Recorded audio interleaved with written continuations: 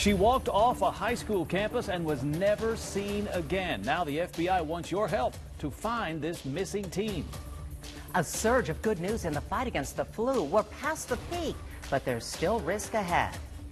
And a marathoner looking for love at the finish line. How the romantic runner surprised the crowd and his girlfriend. But first, it's been nearly a month since a 16-year-old student left the campus of Taft High School and disappeared. All leads have been dead ends. Eyewitness News reporter Addie Guajardo joins us now live from the campus with the latest plea from authorities who say they just want to find the teen safely. Addie. This is the teen that FBI agents and the Bexar County Sheriff's Office are looking for. Take a look at her right here.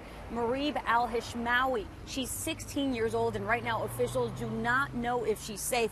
Now, officials say during an investigation they discovered claims that the teen was physically abused recurringly by someone she knew.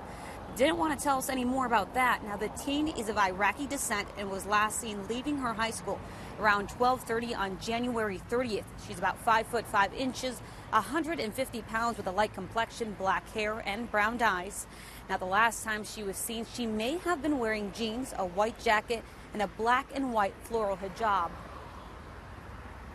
She has not been seen by her family. She has not been heard from by her friends.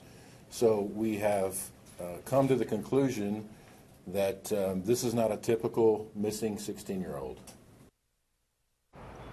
Now, it's unclear if the teen was taken or disappeared on her own. Officials say they just want to help find her safely and give her all the resources that she needs. Now, I also reached out to the school district. Right now, they are not commenting on the missing teen. But if anybody has any information about her whereabouts, please contact the FBI, the Bexar County Sheriff's Office, or Crime Stoppers. Reporting live, Addie Guajardo, KENS 5 Eyewitness News. Thank you, Addie. Certainly hope that she is located soon. Well, a liquor store employee opens fire on a customer and kills him. He's claiming self-defense. It happened about 1:45 this afternoon at the M Liquor store. It's located in the 1500 block of Austin Highway. Eyewitness News reporter Sharon Coe joins us live from the store. And Sharon, do police believe this shooting was justified? Well, Deborah, right now that's what they're looking into, looking through surveillance video and talking to witnesses to make sure that employee's story lines up. Police say that customer got into an argument with the employee who began feeling threatened. They say he told the man multiple times to back away, and when that employee got backed into a corner, he shot and killed him. Now, before this all went down, an employee from a nearby business walked past that customer on his way to break. He says the man didn't seem angry, just a little drunk. I assumed he was homeless. He was stumbling, maybe a little inebriated. Police say before this happened, that customer made a call to a suicide hotline and threatened to rob this store and then kill himself. Reporting live, Sharon Coe, KENS 5 Eyewitness News. Thank you, Sharon, for that report. Two men trick a cashier to rob a convenience store. Police say on February 22nd, these two walked into a Citgo on North Zarzamora and pretended they were going to buy something. When the clerk opened the register, one of the men pulled out a gun and demanded all the cash. The other crook jumped behind the counter and stole some items, and the two men ran off. So take a good look. If you know who these men may be, call Crime Stoppers. You know that number, 224-STOP. As always, you could earn a reward of up to $5,000 for information that leads to an arrest.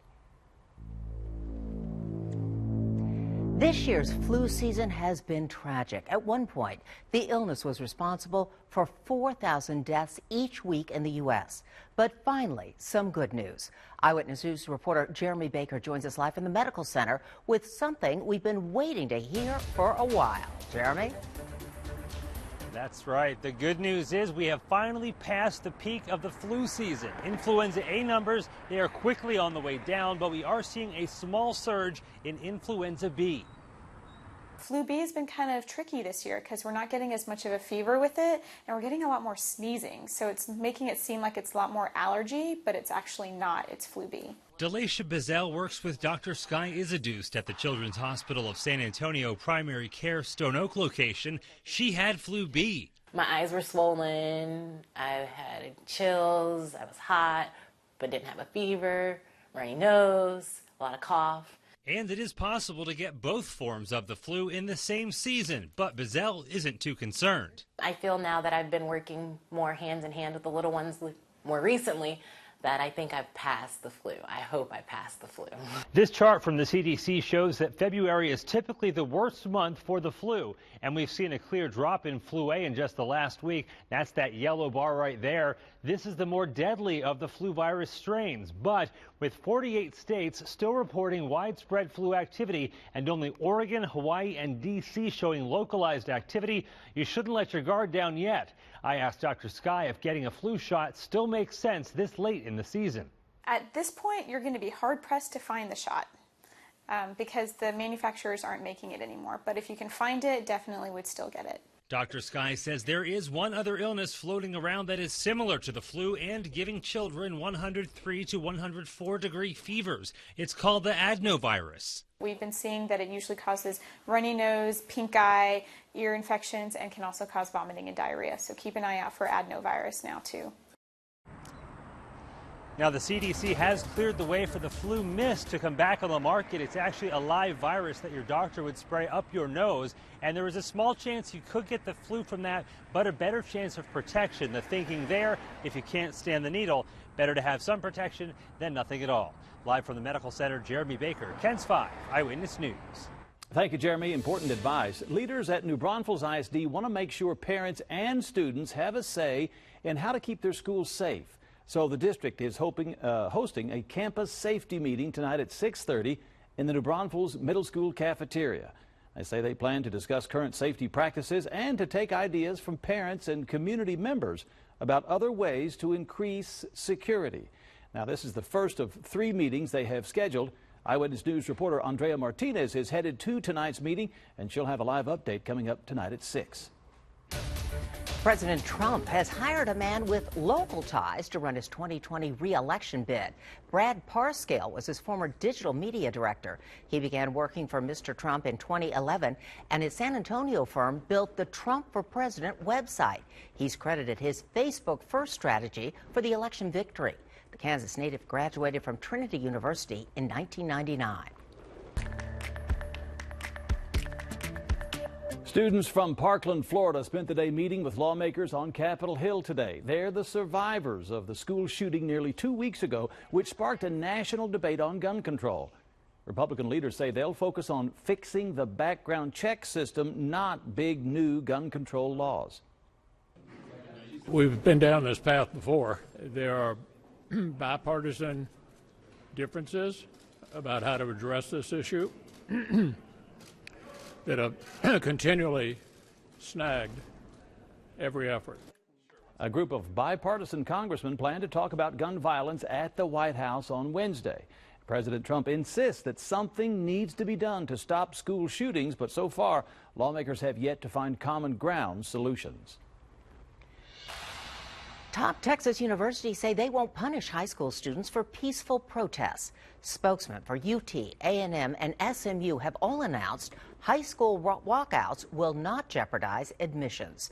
This comes as more high schools in New Jersey and Colorado held protests today to call for more gun control. Student protests are being planned across the nation, including one set for April 20th.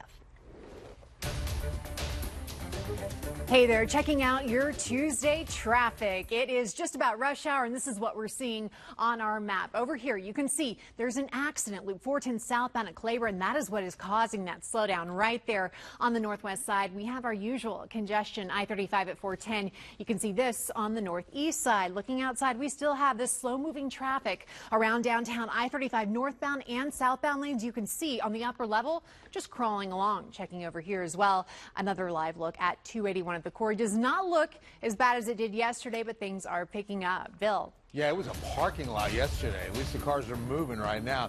The aquifer slips about 0.2 of a foot, 666.7 in the air, mold, oak, and elm. But look at that. Everything nice and light today. Tracking the new cold front. It's going to arrive on Wednesday with chances of showers and thunderstorms. Jeff? Thanks, Bill. Another weather-related story coming up next. The story of those who went for days without sleep to transport people to safety in the aftermath of Harvey. Next.